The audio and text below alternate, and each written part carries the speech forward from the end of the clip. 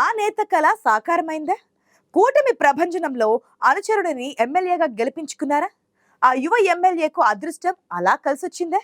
తొలి ప్రయత్నంలోనే వైసీపీ కంచుకోటని బద్దలు కొట్టిన జనసేన ఎమ్మెల్యే సెగ్మెంట్ రాజకీయాలకు సెంటర్ ఆఫ్ అట్రాక్షన్ గా నిలుస్తున్నారా? గురు శిష్యులకు నియోజకవర్గంలో లైన్ క్లియర్ అయిందా? ఇంట్రెస్టింగ్ గా ఉంది కదా. మ్యాటర్ ఏంటో ఒకసారి చూసేద్దాం.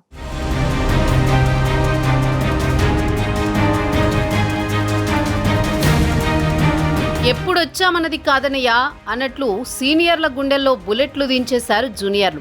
ఏపీలో సీనియర్లకు షాక్ ఇచ్చి కొన్ని చోట్ల కొత్త నేతలు ఘన విజయం సాధించారు. అయితే నియోజకవర్గాల్లో జూనియర్ ఎమ్మెల్యేల ప్రభావం ఎలా ఉండబోతోందన్నది చర్చకు దారితీస్తోంది. ఇందులో మొదటి వరుసలో నిలుస్తున్నారు రైల్వే కోడూరు జనసేన ఎమ్మెల్యే అరవ శ్రీధర్. తొలి ప్రయత్నంలోనే విజయం సాధించి పార్టీ అధినేత పవన్ కళ్యాణ్ దగ్గర మంచి గుర్తింపు తెచ్చుకున్నారు శ్రీధర్. రైల్వే కోడూరులో రాజకీయంగా పాతుకుపోయిన కొరముట్ల శ్రీనివాసుల్ని మొన్నటి ఎన్నికల్లో ఓడించారు. సెగ్మెంట్లో బలమైన ప్రత్యర్థి లేకుండా చేసిన కొరముట్ల తొలిసారి ఓటమి చవిచూశారు. రైల్వే కోడూరులో కొరముట్ల శ్రీనివాసులు ఓటమి స్వయంకృతమన్న మాట వైసీపీ శ్రేణుల్లో వినిపిస్తోంది. కోడూరు నియోజకవర్గంలో ల్యాండ్ మార్క్గా నిలవాల్సిన పలు అభివృద్ధి పనులు పూర్తి కాకపోవడంతో పాటు ప్రజా సమస్యలను పట్టించుకోకపోవడంతో వ్యతిరేకతను మూటగట్టుకున్నారు కొరముట్ల. దీంతో ప్రజల ఆగ్రహానికి గురయ్యారు. అవకాశం కోసం చూస్తున్న ప్రజలు మొన్నటి అసెంబ్లీ ఎన్నికల్లో ఆయనకు గట్టి షాక్ ఇచ్చారు. ప్రజాప్రతినిధుల భవిష్యత్తు ఎప్పుడైనా ప్రజల చేతుల్లోనే ఉంటుందని మొన్నటి తీర్పుతో మరోసారి రుజువైంది.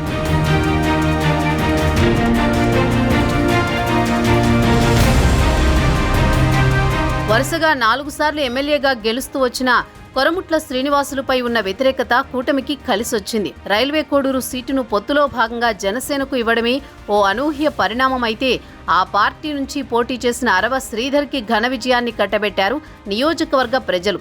ఎన్నికల ప్రచారంలో పవన్ కళ్యాణ్ రైల్వే కోడూరు ప్రజలకు పలు హామీలు ఇవ్వడం జనసేనకు కలిసొచ్చిందని భావిస్తున్నారు. దీంతో వైసీపీ జెండా మోసి మోసి అలసిపోయిన సొంత క్యాడర్ కూడా జనసేన వైపు మొగ్గు చూపారని సమాచారం. ఇక గతంలో వైసీపీలో కీలకంగా వ్యవహరించిన ముక్కా రూపానందరెడ్డి టీడీపీ తీర్థం పుచ్చుకోవడంతో కోడూరు రాజకీయాలు శరవేగంగా మారిపోయాయి. అప్పటికే టీడీపీ, జనసేన, బీజేపీ కూటమి ఏర్పడడంతో రైల్వే కోడూరులో చక్రం తిప్పారు రూపానందరెడ్డి. జనసేన అభ్యర్థి అరవ శ్రీధర్ని బలపరచడంతో పాటు నియోజకవర్గ వ్యాప్తంగా విస్తృతంగా ఎన్నికల ప్రచారం చేయడంతో కొరముట్ల కోట బద్దలైంది. కోడూరు ప్రజలకు పెద్దగా పరిచయం లేని అరవ శ్రీధర్ తొలి ప్రయత్నంలోనే ఘన విజయం సాధించారు.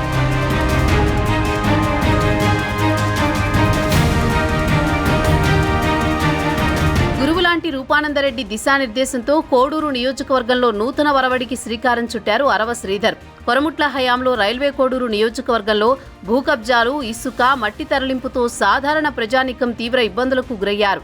దీనికి తోడు కొరముట్ల అనుచరుల అక్రమాలకు సామాన్య ప్రజలు బాధితులుగా మారారని సమాచారం.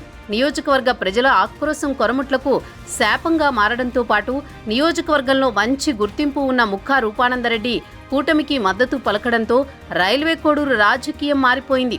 ఎన్నికల ముందే ఆయన వైసీపీని వీడడం అప్పట్లో తీవ్ర చర్చకు దారితీసింది. మరోవైపు శిష్యుడైన అరవ శ్రీధర్కి జనసేన టికెట్ ఇప్పించడంలో కీలకంగా వ్యవహరించారు రూపానందరెడ్డి. జనసేన ఎన్నికల వాగ్దానాలకు కోడూరు సెంటర్ ఆఫ్ అట్రాక్షన్ గా మారడం కొత్త రాజకీయాలకు నాంది పలికిందని స్థానిక ప్రజలు చర్చించుకుంటున్నారు. కూటమి ప్రభుత్వం ఏర్పడిన తర్వాత అధినేత పవన్ కళ్యాణ్ పర్యటనతో మరింత ఆసక్తిగా మారింది కోడూరు రాజకీయం.